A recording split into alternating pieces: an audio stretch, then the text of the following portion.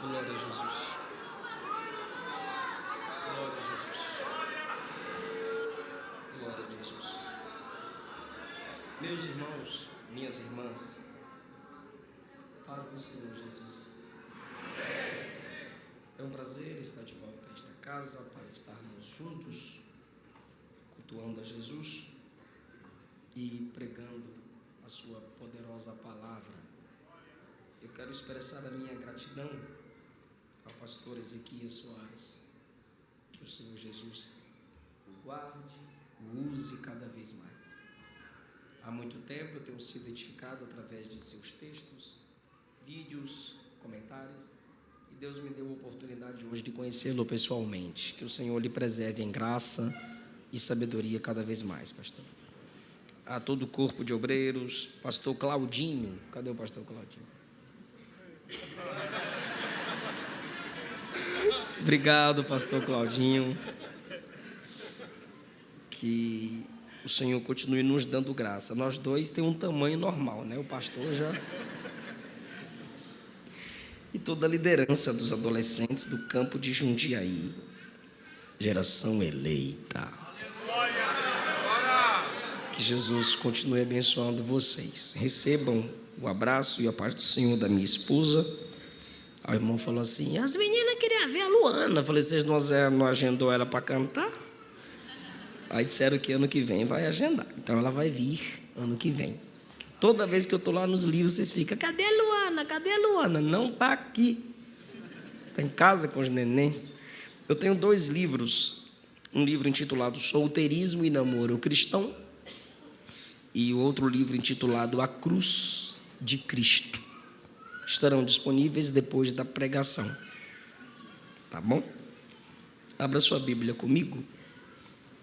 Carta aos Gálatas.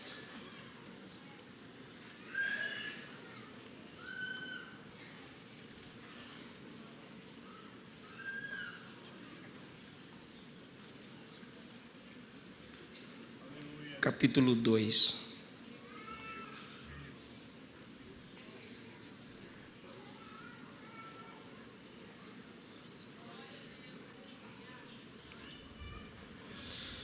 Eu queria ler com os irmãos alguns versículos, a partir do versículo 1, por favor.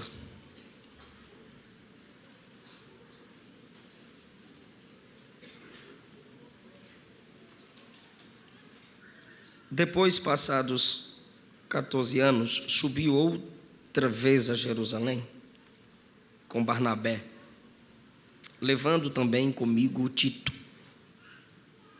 Eu subi por uma revelação e lhes expus o evangelho que prego entre os gentios, e particularmente aos que estavam em estima, para que de maneira alguma corresse ou não tivesse corrido em vão.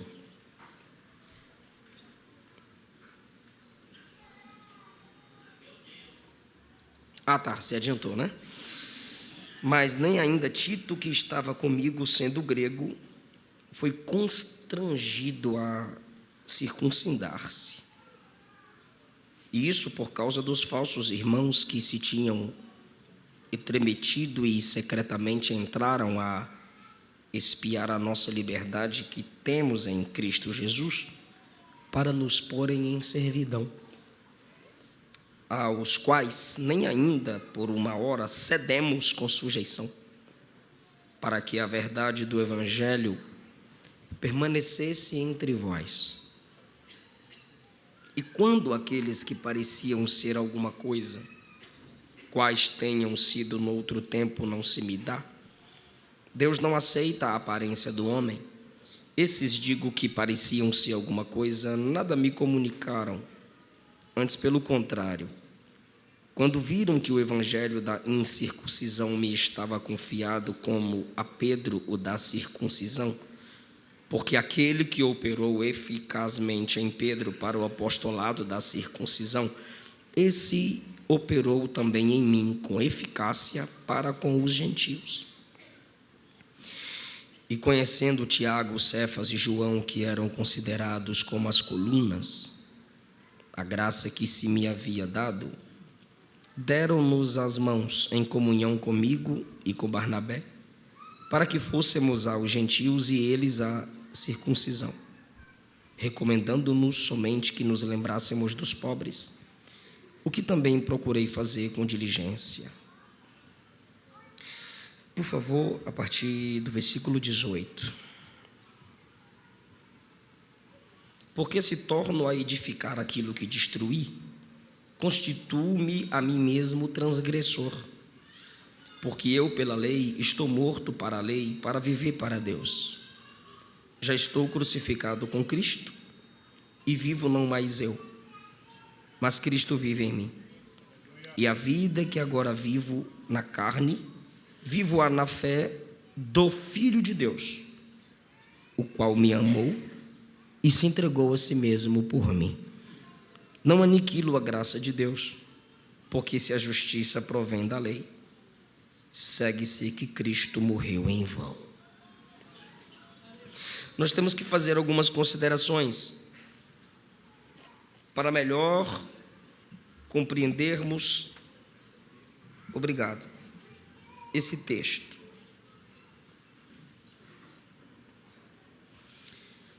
Hoje eu tive uma manhã pesada. O pastor Ezequias, como um pentecostal clássico, sabe das batalhas acadêmicas muito mais do que eu.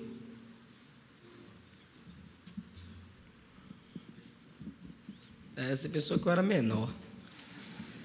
Sabe muito mais das batalhas acadêmicas do que eu. E hoje, pastor, eu tive que participar de um debate sobre os dons espirituais, numa rádio muito conceituada. Foi pesado o dia. Eu consegui, à luz das Escrituras, dentro do tempo que foi proposto, mostrar aos irmãos telespectadores a veracidade, a contemporaneidade, a realidade dos dons espirituais. Nós, como pentecostais, acreditamos que Jesus ainda batiza, que Jesus ainda dá dons, que Jesus ainda faz através de nós e apesar de quem nós somos. Nesse dia pesado, tive por necessidade vir, enquanto no carro, para cá, meditar em Gálatas capítulo 2, no texto escolhido como base para o tema da festa de vocês. Paulo foi chamado por Jesus desde o ventre, escolhido desde o ventre. Ele, apesar dessa escolha desde o ventre da parte de Deus para o apostolado, Gálatas 1,15, Deus permitiu o seu crescimento em escolas judaicas. Deus permitiu que ele se desenvolvesse intelectualmente, como também em influência. E Deus se valeu disso para usá-lo, para que ele tivesse acessos que lhes permitiria falar o Evangelho com mais liberdade e com mais autoridade. Escolhido desde o ventre, na soberania divina, Deus lhe permitiu crescer dentro da tradição judaica, conhecendo o verdadeiro Deus. Faltava-lhe a revelação do Deus entre nós, do Emanuel, Cristo, Deus em pele humana. E esse Cristo se revelou a ele em Atos capítulo 9. Depois desse encontro com Jesus em Atos capítulo 9, começaram-se os sofrimentos. E ele já começa 3 dias, logo após a sua conversão, isolado de tudo e de todos, sem comer, sem beber, apenas orando. E em 3 dias, Paulo tem o que os discípulos demoraram 3 anos para terem. Em 3 dias, Paulo ora. Nos 3 anos de oração, ainda tinha discípulo que dormia quando Jesus chamava para orar. Em 3 dias, Paulo tem dom de visão. Ele viu em visão Ananias entrando para orar por ele. Os discípulos tiveram uma experiência no Monte da Transfiguração, Moisés e Elias, e ainda vacilaram. Colocaram Jesus, Moisés e Elias no mesmo nível. Senhor, vamos colocar aqui 3 tendas, uma para ti, outra para Moisés e outra para Elias. O culto aqui está top. Aí o pai teve que interferir, colocou, e saiu uma voz de uma nuvem lá no Monte da Transfiguração. Esse aqui é meu filho, a ele ouvi.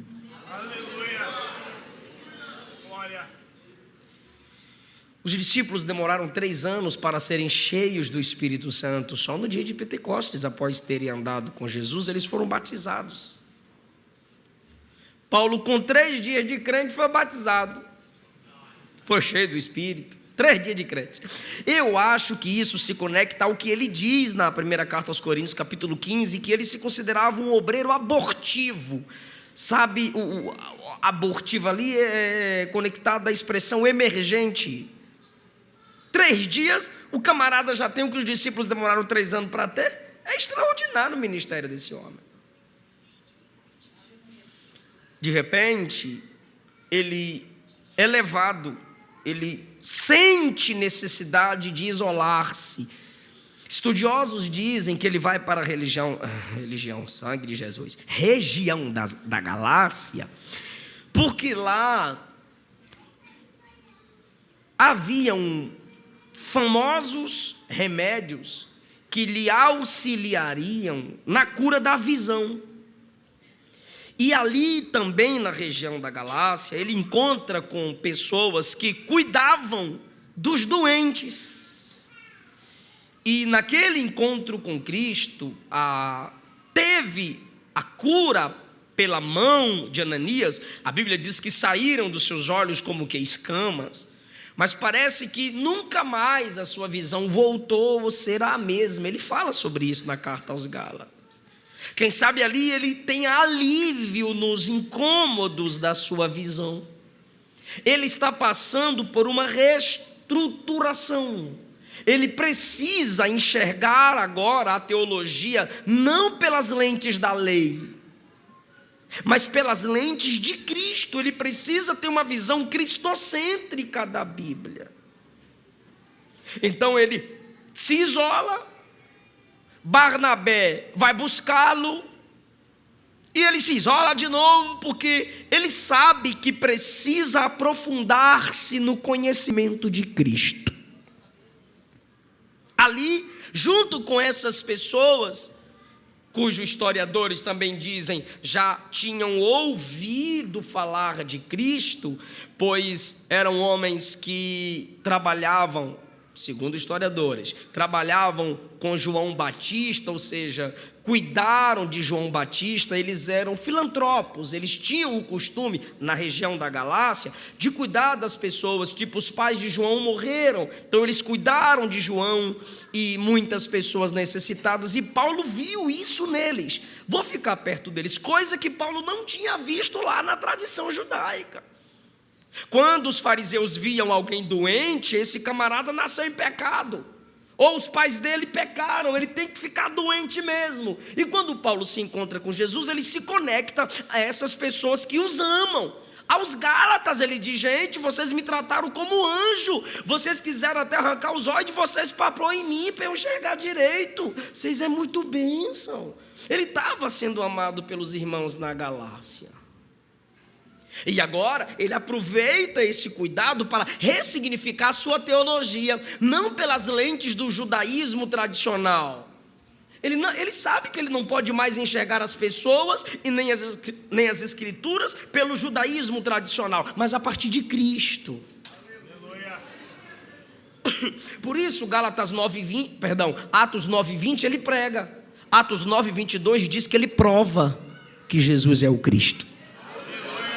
Houve um desenvolvimento na visão cristocêntrica de Paulo das Escrituras Sagradas. No capítulo 1, ele se apresenta como costumeiramente na maioria das cartas, e ele diz que ele é apóstolo por chamado de Deus. Pedro é um dos grandes líderes, e Pedro disse em Atos capítulo 1, tinha que ter visto o batismo de Jesus, tinha que ter andado com Jesus, e tinha que ter visto a subida de Jesus pós-ressurreição. Aí Paulo, como obreiro abortivo, um obreiro emergente, alguém escolhido, capacitado para alcançar os gentios, ele não viu Jesus subir, mas Jesus desceu a ele em Atos 9.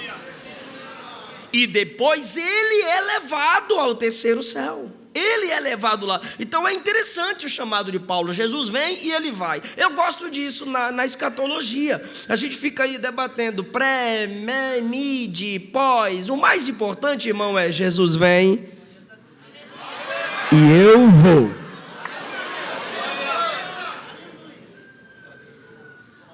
Jesus veio a ele e ele foi. Foram experiências extraordinárias e ele confirma seu apostolado aos Coríntios. Aqui ele diz, ele me escolheu, ele me chamou. E ele começa a pregar a graça, ou seja, Cristo salva, Cristo transforma, Cristo perdoa, Cristo liberta, Cristo.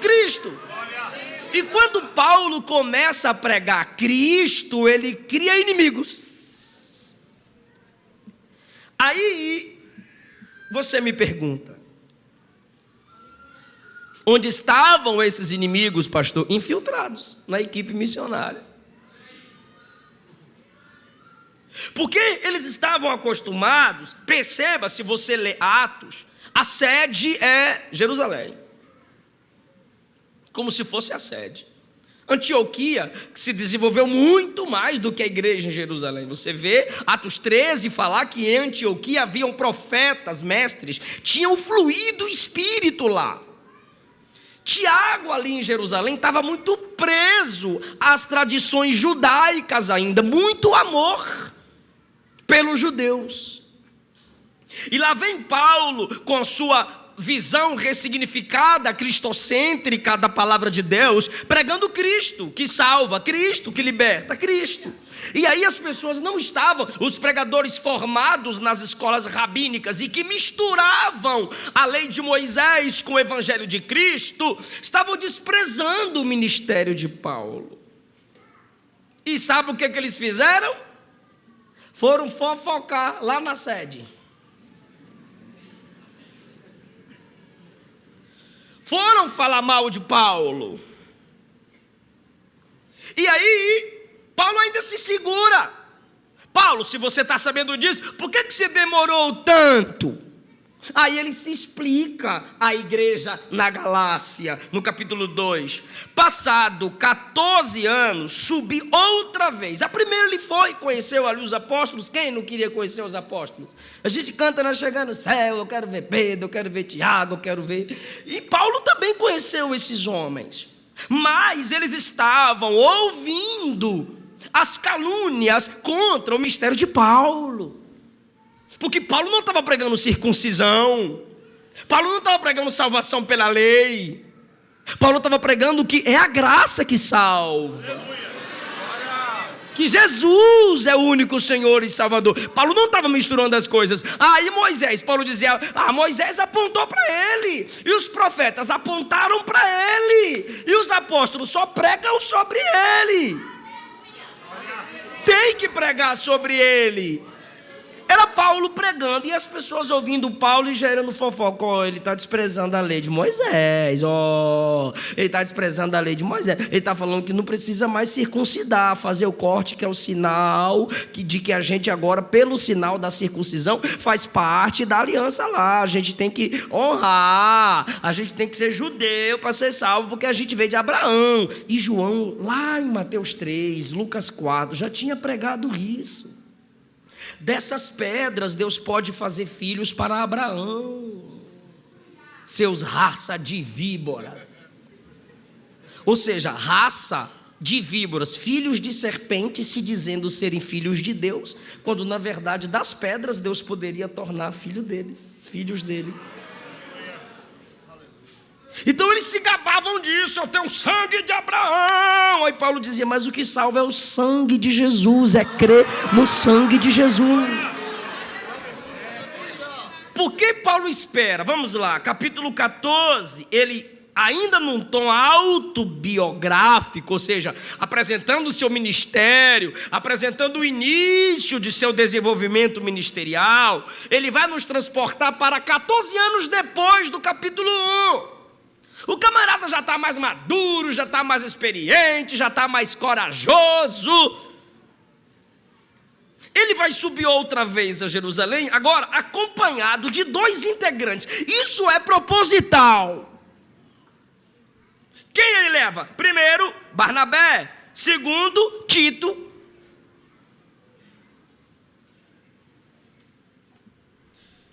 Eu gosto de ver ele com Barnabé. Lá em Atos 15 eles brigam, porque crente briga. Aí discordaram, mas agora estão juntos.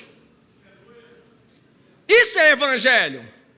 Vai ter dia que tu não vai com minha cara, eu também não vou com a tua. Mas permanecemos juntos não porque somos perfeitos, mas porque dependemos da mesma graça que nos capacita a cada dia. Ele leva Barnabé porque Barnabé tem moral com os apóstolos. Barnabé é amigo dos apóstolos. E como ele precisa de defesa, ministerial, pessoal, ele vai levar alguém amoroso, cujo nome se assemelha ao nome do Paracleto, do Espírito Santo, ao Consolador. Barnabé é filho da consolação. Aí eu vou levar um consolador, vai que eu estresso lá. Irmão Barnabé me ajuda com esse consolador que ele é, igual eu e Luana.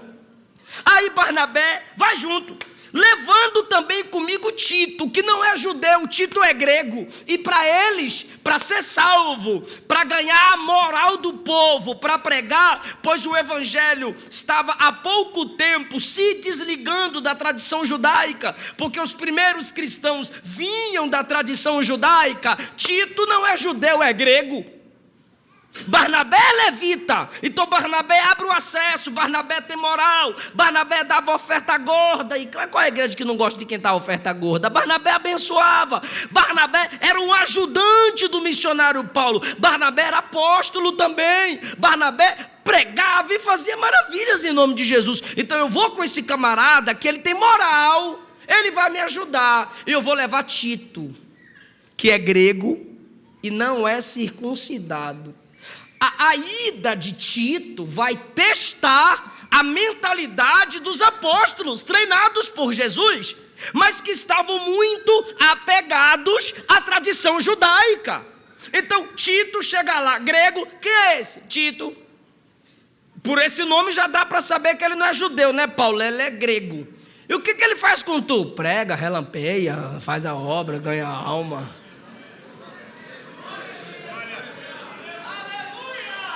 Tito é o teste da mentalidade dos apóstolos. Barnabé vai chegar: irmão Barnabé, Pai do Senhor, saudade também, que benção tê-lo aqui. E esse aí é quem? Esse grego aí no meio de nós. Então Paulo leva os 2 tipos de gente.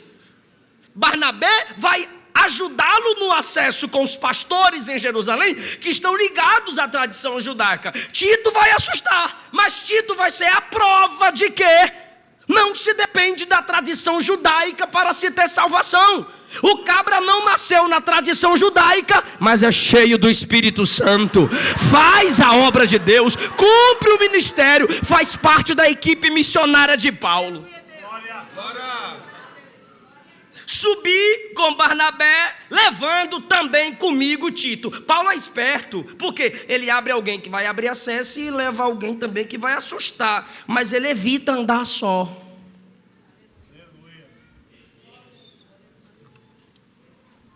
Charles Swindoll, escrevendo a líderes, disse: evite andar só.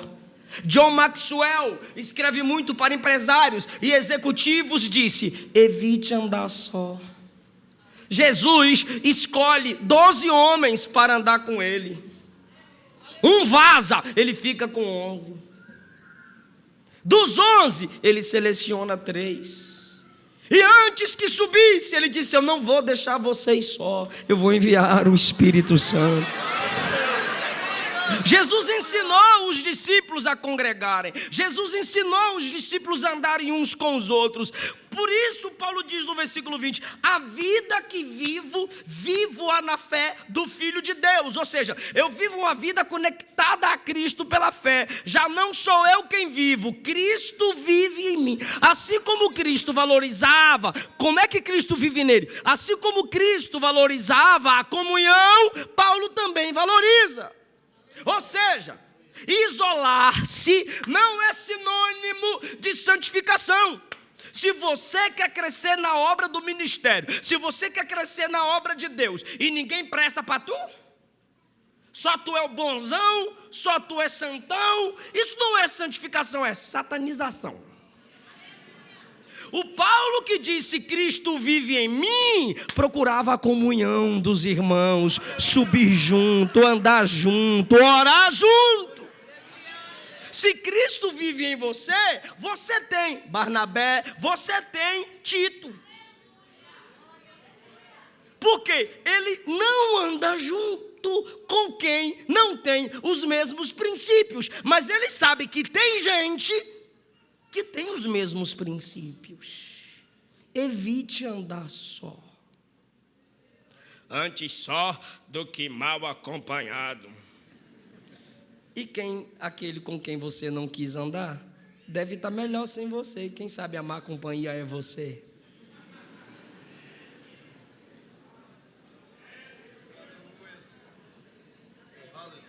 Evite namorar só.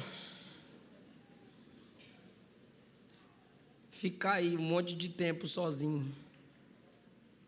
Você tem que ter uma vela. Gostou não, né? Cadê o Glória? Tem que ter uma vela. Não confie na sua carne. Não, tem que ter uma vela. E adolescente pensando em namorar, o pastor Ezequiel tem que conversar com os pais, né? Fala a Deus.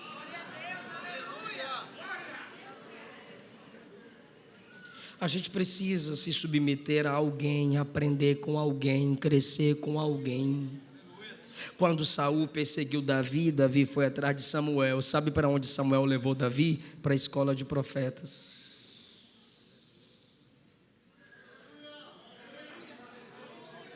Sabe o que o salmista disse no Salmo 119? Venham a mim todos aqueles que temem a palavra do Senhor. Anda comigo, gente, bora estudar junto. Paulo não quer subir a Jerusalém só, ele vai com Barnabé, vai com Tito. Versículo 2: subir por uma revelação. Primeiro, não sobe só, fisicamente, humanamente falando. Segundo, ele não sobe só, divinamente falando. Ele tem a presença de pessoas e ele tem a presença de Deus. Ele tem a direção de Deus. Ele tem alguém com ele e ele tem a revelação com ele. Paulo, por que você não foi antes? Porque faltavam o Barnabé e o Tito para me ajudar a subir. Segundo, Paulo, por que você não foi antes? Porque eu ainda não tinha recebido uma direção divina.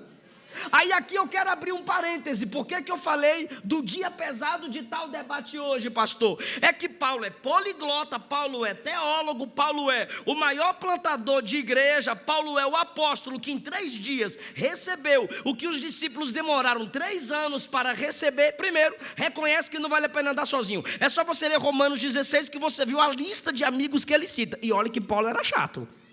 Mas ele valoriza aquele tanto de gente lá em Romanos capítulo 16. Segundo lugar, ele tem toda essa capacidade intelectual, teológica, rabínica, porque perseguir os irmãos em Atos 9 era o último teste. Ele tinha muita moral entre os rabinos e as autoridades religiosas. Nesse dia Jesus o salvou. Ele tem a escritura, ele é um escritor de palavras inspiradas. Paulo, por que tu não foi já se defender? Eu estou esperando uma direção divina. Paulo mas você tem a teologia. Estou esperando uma direção divina. Paulo, mas as escrituras estão na sua mão. Estou esperando uma direção divina, porque eu sei que o meu Deus ainda fala comigo diretamente no meu coração. Ai, irmão, esse Paulo, apesar de todo o seu desenvolvimento, ele acredita que Deus ainda fala diretamente com alguém. O cano fechado não colocou um cadeado na boca de Deus. Não, não e não. Jesus disse que o homem vive de toda palavra que sai da boca de Deus. Irmão, se Paulo está dizendo, eu recebi uma revelação e isso me fez subir, eu ouso dizer, o Deus de Paulo não mudou, ele é o mesmo Deus.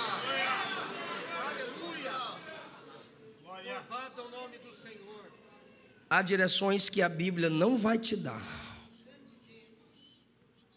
e os dons que o Espírito nos dá, sabedoria, revelação, profecia, usados com decência e ordem para a glória de Deus, nos dá direções que às vezes, apesar de termos as escrituras abertas, nossos olhos ainda estão fechados. E Paulo diz, apesar de tudo, eu subi por uma revelação e lhes expus o evangelho aos que estavam em estima. Ou seja, além de Pedro, Tiago e João, há uma cúpula de líderes que estão dando ouvido aos caluniadores. Paulo não está pregando o evangelho para a salvação dos apóstolos. Não! Paulo está expondo o evangelho. Em que sentido ele está falando isso? O que ele está dizendo é, eu estou explicando, meu Deus do céu, isso aqui vai incomodar alguns crentes, principalmente os net-crentes, desigrejados, se pôr por aí. Olha o que Paulo está dizendo, eu lhes expus o evangelho que prego. A gente poderia isolar, Paulo subiu lá em Jerusalém para pregar o evangelho para aqueles pastores lá, pastores tudo frio, que não queria pegar a graça. Não, irmão, calma, baixa a bola. Eu fui até a eles por uma revelação, para expor a eles os meus esboços. Não tinha iPad, né? Não era chique como nós. Para expor a eles os meus esboços, as minhas pregações. Irmão, tem gente falando mal de Paulo, e ele recebe uma revelação divina. Vai e apresenta o que tu está pregando. Mas Senhor, quem me chamou foi Deus. Eu estava entrando em Damasco, Jesus chamou eu diretamente. Estou nem aí para pastor, estou nem aí para ninguém tem nada a ver comigo. E a revelação desce e diz, vai, explica para eles o que é que você está pregando, rapaz. Você deve satisfação, sim. Está com medo de quê? De nada, então aceite passar pelo crivo. Tu acha que é fácil pregar com o pastor Ezequias aqui? Ainda com esse microfone aí.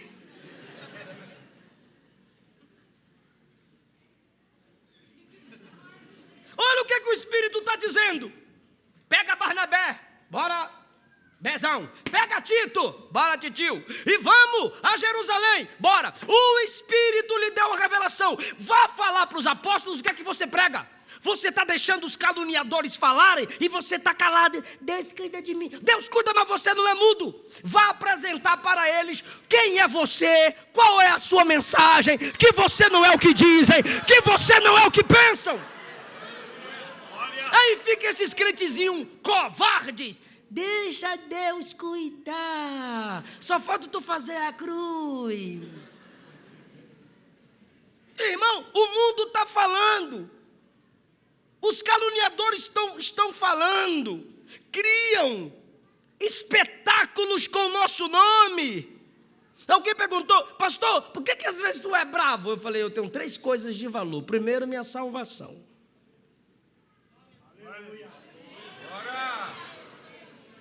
Em Cristo. Segundo, minha família. Terceiro, meu ministério. Isso quer dizer o quê, pastor? Que eu vou atrás. Onde tu estiver, eu vou atrás. Tu vai ter que provar que eu sou o que tu está dizendo. Se você não provar, você não passa de fofoqueiro, mentiroso, hipócrita, invejoso. Porque estavam falando mal de Paulo lá para os apóstolos. E como Paulo é um pregador que está crescendo muito e precisa plantar igrejas, os apóstolos não mandou ninguém atrás dele, não. Se ele não é o que estão dizendo, que ele vem até com a gente. Ele vai orar e o Espírito diz: vá lá, rapaz, e vai expor a eles o que é que tu prega. Quantas vezes eu já cheguei em algumas igrejas para pregar, que os pastores me chamam no gabinete: você prega há quanto tempo? Você é de qual igreja? Tu foi batizado com o Espírito Santo? Onde tu congrega? Quem é seu pastor? Tu é casado? Tem que passar pelo crivo. Tem muita gente bandida assumindo nossos microfones, pensando que a noiva do cordeiro pode comer qualquer tipo de alimento.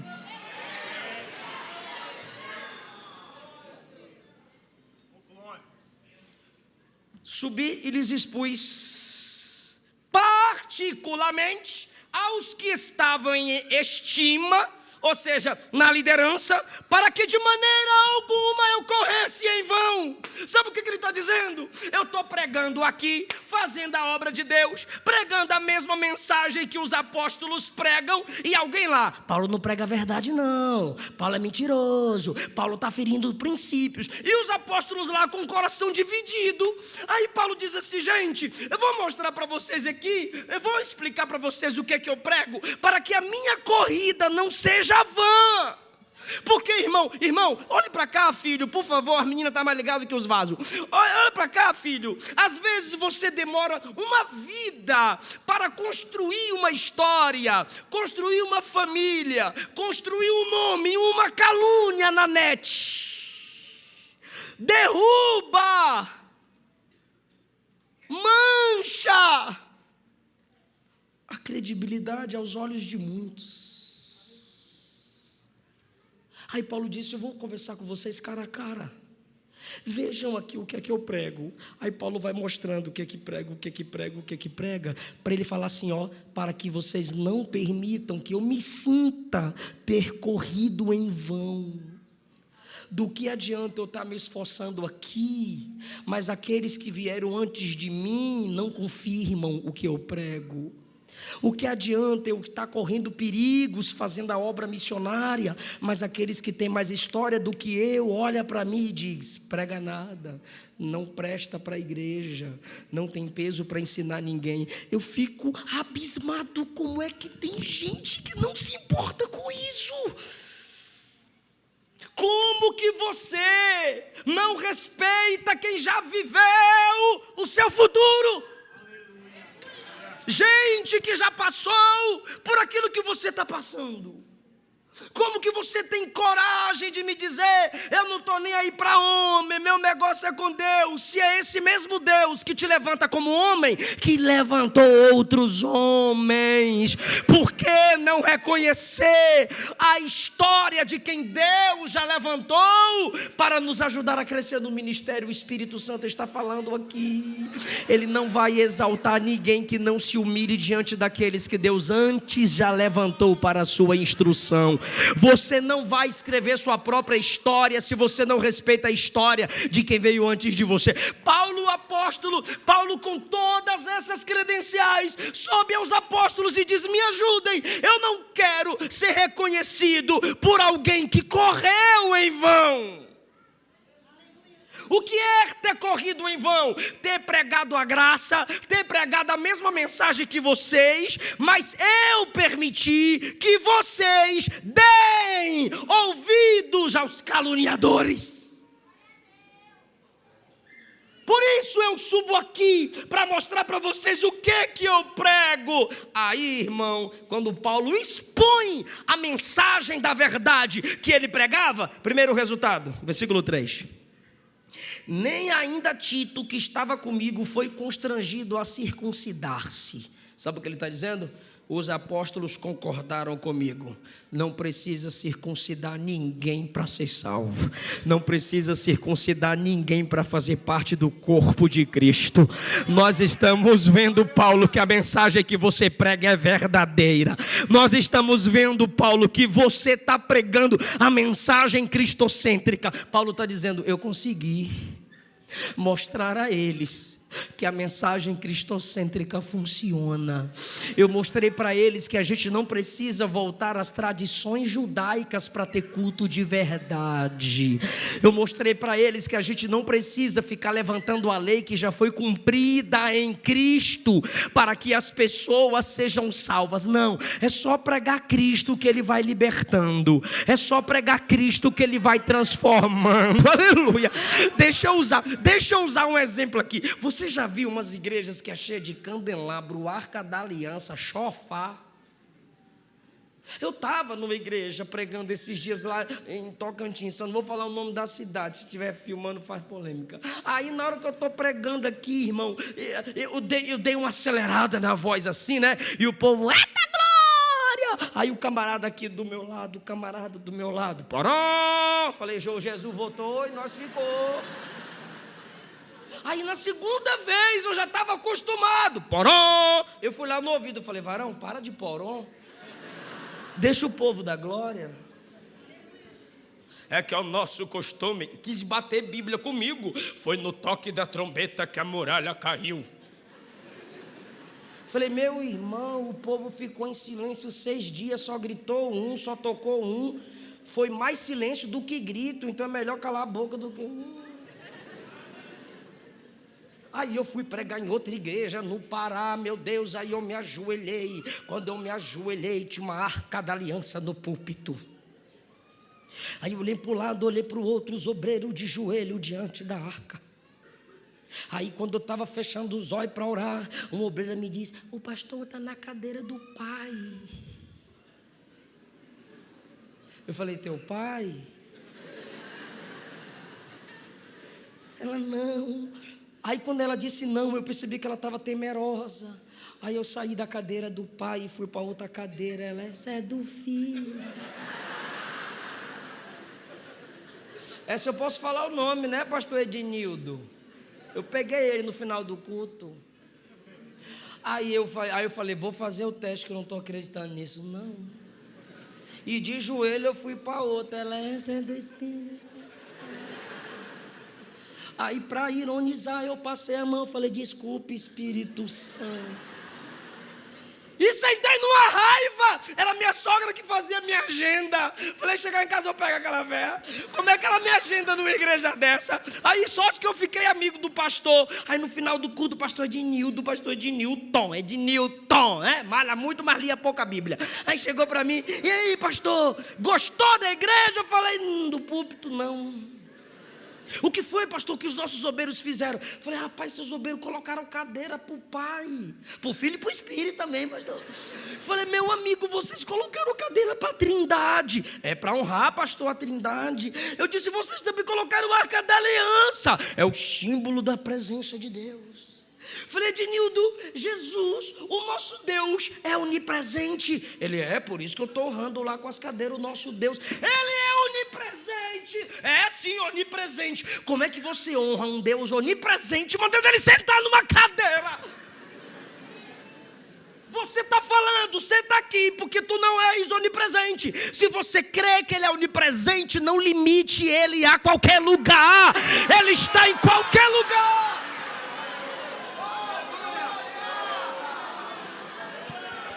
E essa arca da aliança, Ednildo, é a presença. Não é a presença, é uma peça, Ednildo. Ednildo. Não, na próxima não vai estar.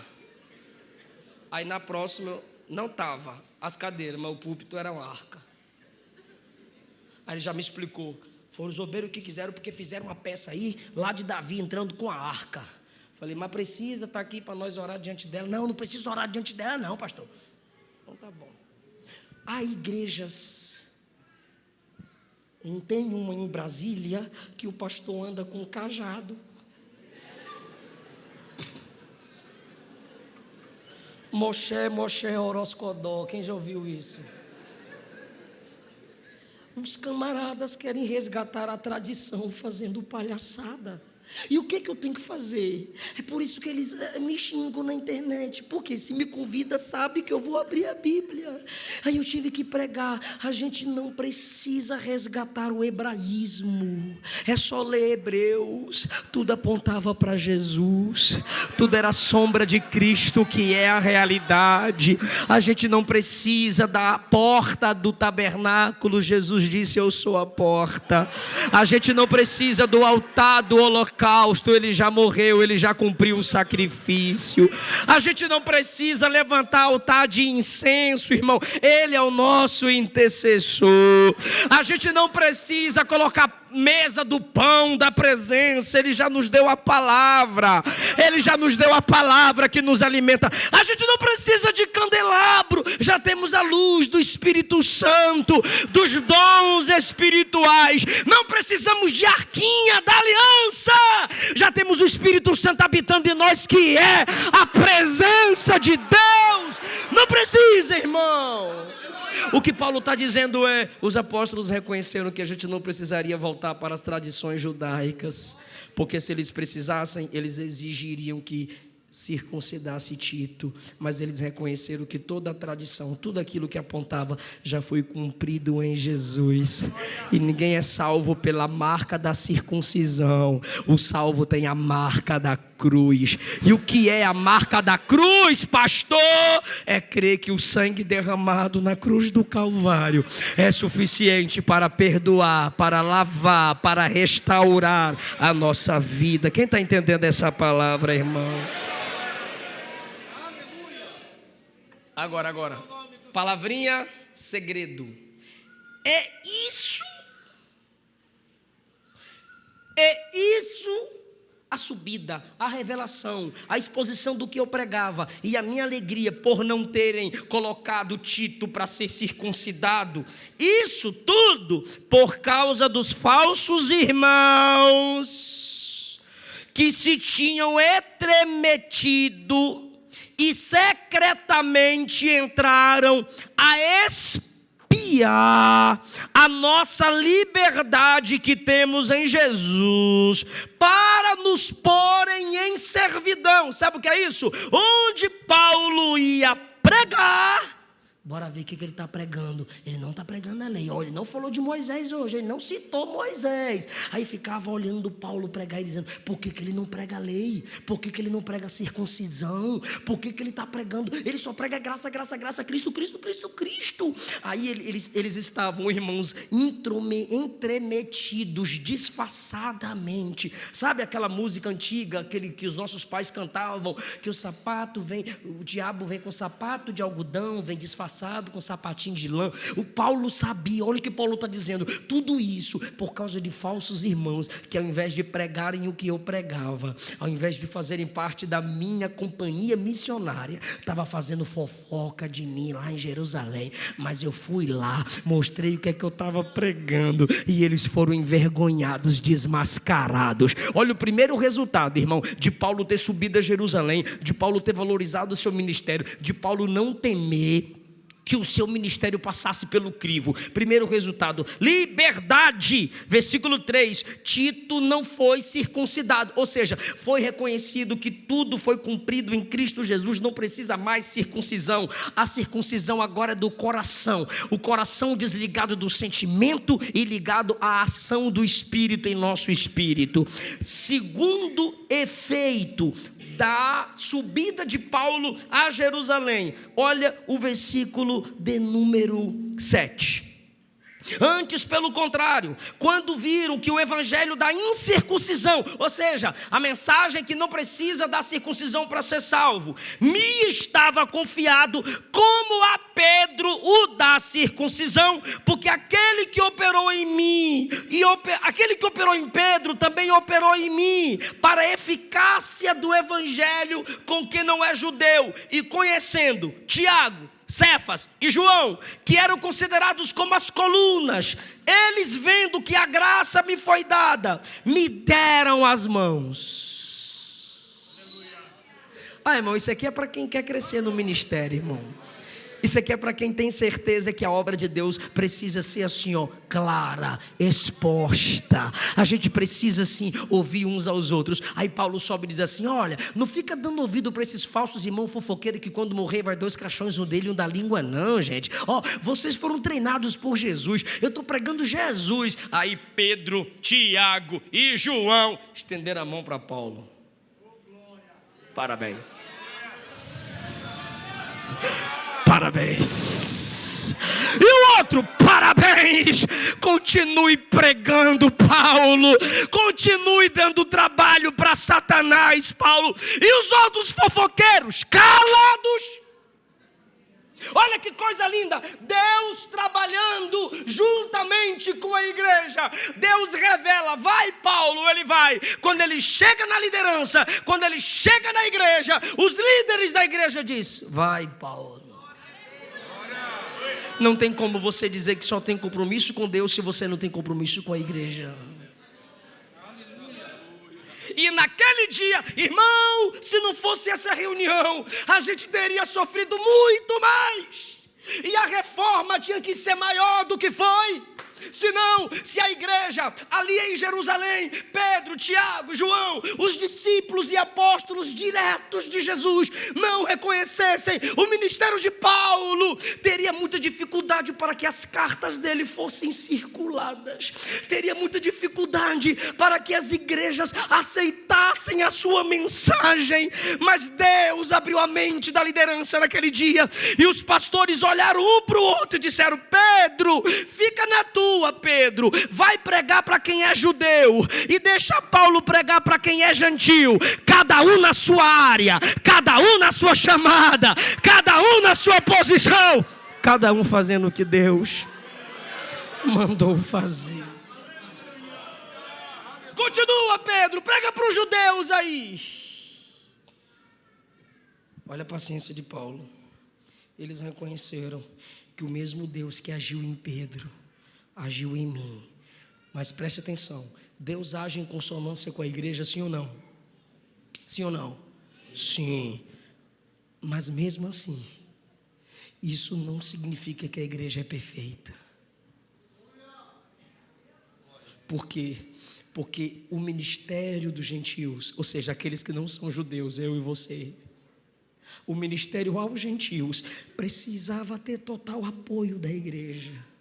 Mas a igreja ainda estava se ligando muito às tradições judaicas. Ou seja, escuta isso, libera Paulo, mas continua apoiando Pedro.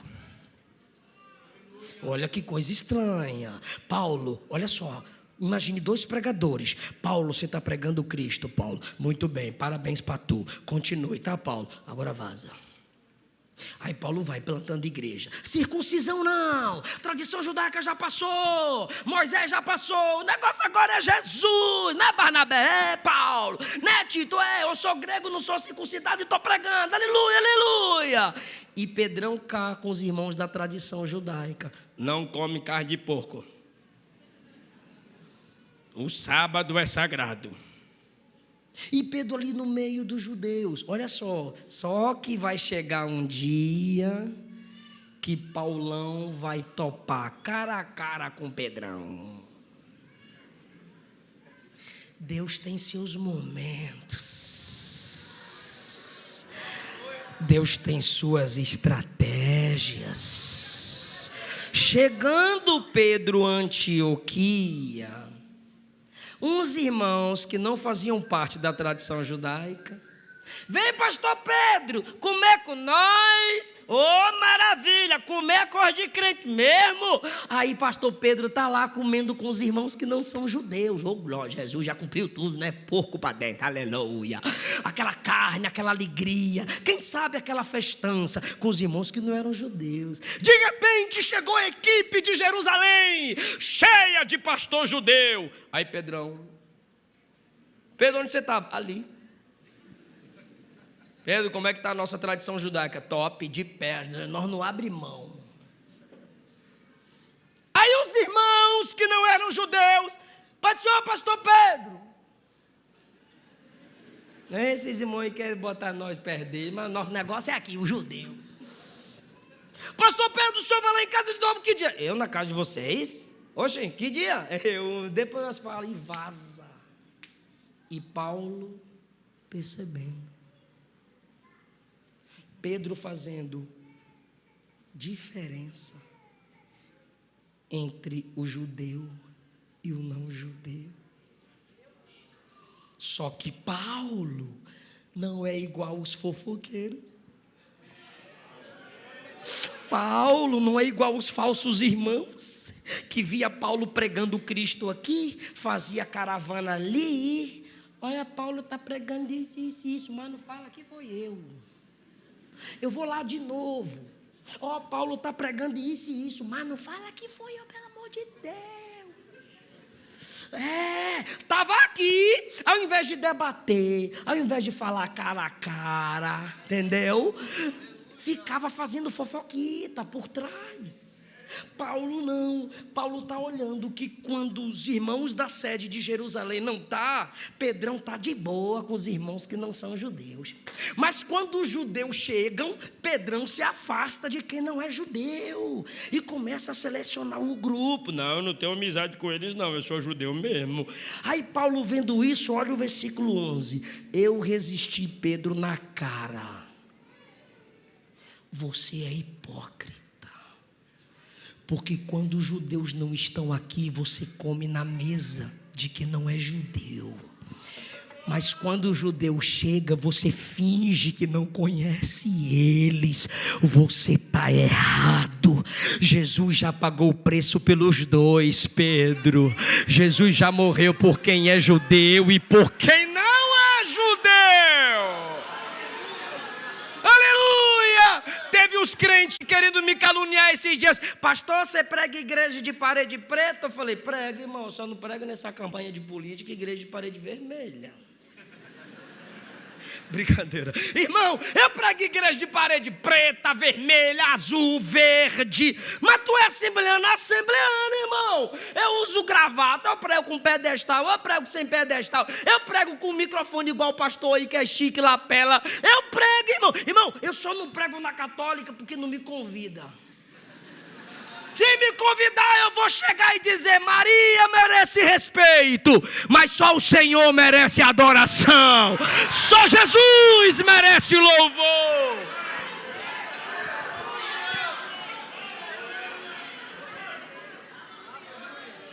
Quando eu saí agora, um rapaz que me hospedou hoje, é um tal de galego, professor de jiu-jitsu. Aí veio do espiritismo. Quando chegou na igreja pentecostal, ficou vendo nossas manifestações línguas, disse, rapaz, isso aqui está estranho, está igual lá de onde eu era do mundo. Aí foi para o calvinismo, aí passou a me seguir, está gostando do pentecostalismo de novo. Aí não tinha ninguém para me buscar no aeroporto. Pastor, me ligou. Pastor, eu falei, onde você está? Eu estou aqui, me busca aqui, não tem ninguém para me buscar. O Zubi está rejeitando, porque é R$5 daqui para o hotel. Pastor, bora lá para casa, tem um quarto. Vambora. Quando eu chego lá, só livro de calvinista. Eu falei, bora mudar essa, né? Bora mudar isso aqui. Pastor, qual livro você me indica? Aí mostrei os livros nossos dos pentecostais. E quando eu acordei, ele já estava lendo lá, no aplicativo dele, os nossos livros pentecostais. Aí olhou para mim e falou assim, você vai pregar ali, eu vou pregar lá. Todo doidão. Falei, onde você vai pregar? Ele falou assim, tu não viu minha caixa de som lá não, mano? Eu falei, vi não, mano. Ele, a minha caixa de som lá, eu vou ali agora colocar na praça com a minha esposa, liberar o sonzão lá e vou dizer que Jesus liberta. E você? Eu falei, eu vou lá na igreja pregar na Assembleia de Deus para os adolescentes lá. De terno e gravata, mano. Chegaram aqui e me desviaram. De terno e gravata. De terno e gravata, mano. Aí ele olhou para mim, quem sou eu para pregar igual você, né? Eu falei, tu é o evangelista dos doidos, eu sou o pastor que prego para os menos doidos. Ele, não, mano, eu prego é para drogado, bora. Eu falei, vá com Deus, eu vou pregar para os irmãos ali. Adoado, cada um no seu quadrado. Pedro prega para judeu, Paulo prega para gentil. Ok, só não vem com hipocrisia para cá dizer que eles não prestam, dizer que eles não têm Deus, que eles não têm chance de se salvar. Não é você que determina a salvação de ninguém, só porque não tem os mesmos costumes que você. Irmão, a gente gosta dos hinos da harpa, a gente gosta de hino pentecostal, a gente gosta, mas tem gente aí que gosta do worship. E quantas horas tem um hino? Um hino com as letras repetitivas tem 20 minutos. É pecado? Não. Nunca leu o salmo repetitivo? Lê. Sua misericórdia dura para sempre. Louvar o Senhor, porque sua bondade dura para sempre. Tu não já leu os evangelhos sinóticos? Tem muita coisa repetida. Deixa os bichinhos repetir as músicas dele, irmão. Cada um que prega lá, prega Cristo, prega a palavra, prega o evangelho, prega que só Jesus salva, liberta e transforma. Agora, protocolo é protocolo. Aqui nós temos o nosso protocolo. Se você não gosta, vaza daqui. Tchau. Aí você quer chegar lá e quer mudar o protocolo da igreja chip? Não. Worship. Aqui é Assembleia de Deus. Tu vai querer mudar o nosso protocolo? Não. Protocolo não se muda, se adapta. Quer, vem, não quer, tchau. Agora, viver nessa hipocrisia é pecado. Aí Paulo chama Pedro na cara e diz, tu prega para os worship, sim. Tu é amigo de uns caras tatuados aí. Tu prega para eles, sim. Eles te escutam, sim. Para de falar isso que você não prega para eles, que você prega, Pedro. Irmão, agora se coloca no lugar de Pedro. Estou caminhando para a conclusão. Se coloca no lugar de Pedro, o camarada que meteu a espada na orelha do camarada lá. Na orelha não, ele não era treinado assim, ele foi matar mesmo, o cara afastou.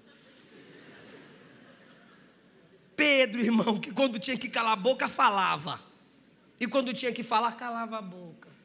Pedro, irmão, que no dia de Pentecostes, viu o povo zombando da igreja, ficou em pé e disse, eu vou defender meus 120 irmãos aqui. Pedro ficou em pé para defender. Chega Paulo, um pregador que vem depois de Pedro e diz, você está errado. Na frente de todo mundo. Na frente de todo mundo, você está se comportando como hipócrita. Aí você diria, pastor, eu guardava mágoa. Eu nunca mais ia olhar na cara de Paulo. Pois é, irmão. Tu está preparado para dar glória a Deus? Aí ele escreve, 2 de Pedro, capítulo 3, versículo 14. Pelo que, amados irmãos, aguardando essas coisas, ou seja, a vinda do Senhor e suas manifestações, procurai que da parte dele vocês sejam achados imaculados e irrepreensíveis em paz. E tende por salvação a longanimidade de nosso Senhor, como também o nosso amado irmão Paulo já escreveu. Oh, aleluia! Aceite a correção do seu irmão em Cristo. A minha esposa já aqui, tadinha, muito sentimental, né? Mudar de igreja por causa das pressões do nosso pastor. Não, amor, aceita. Nós, maridos, às vezes tem que ter pé firme, irmão. Você tem que aceitar as repreensões do seu irmão em Cristo, queridão. Para de ser Nutella, pelo amor de Deus. Cresce. Jesus não é babato, não é bebê. Igreja não é berçário. Pregadores de rosas, pregue espinhos também. Deus é amor, mas é justiça também. Aceite as repreensões. Irmão, tem várias igrejas que eu vou pregar que no final do culto o povo me chama para pedir perdão porque me odiava. E por que você me odeia? Você só prega duro, pastor. Eu falei, tu nunca assistiu a mensagem inteira minha, só fica assistindo vídeo isolado no YouTube, fica me xingando com raiva de mim, pedindo perdão. Entenda, irmão, aceite as repreensões dos seus irmãos em Cristo. Pedro foi repreendido publicamente, mas ele não detonou os erros de Paulo. Quando ele vai escrever, ele escreve o nosso amado irmão Paulo escreveu. Olha o que ele conclui, olha como ele conclui. Falando nisso, mas ele escreveu segundo a sabedoria que foi lhe dada, falando em todas as suas epístolas, onde há pontos difíceis de entender. Aí tu diz, pronto, vai bater em Paulo. Aí ele conclui que os indoutos, ou seja, quem não tem estudo, inconstante, torcem as palavras de Paulo e as outras escrituras para a sua própria perdição. Ele está dizendo, se você distorce o que Paulo prega, quem vai pagar o preço é você. O que é isso, irmão? É porque não é só Paulo que vive a vida de Cristo. Pedro também vive a vida de Cristo. Pedro também está crucificado com Jesus. E Pedro perdoou Paulo e demonstrou isso publicamente. O Espírito Santo está me mandando falar agora a alguém aqui. Alguém te repreendeu. A pessoa pode ter falhado no modo como te repreendeu, mas reconheça que foi pelo seu bem. Reconheça que você estava em falha com a doutrina, você estava em falta com o Evangelho. E o dom de Deus é perfeito, ainda que a transmissão não seja. Examine tudo e retenha o que é bom. Aprenda com essa dor, aprenda com essa vergonha, aprenda, pelo amor de Deus, não desiste, libere perdão como Pedro, cresça com a vida de Cristo como Pedro.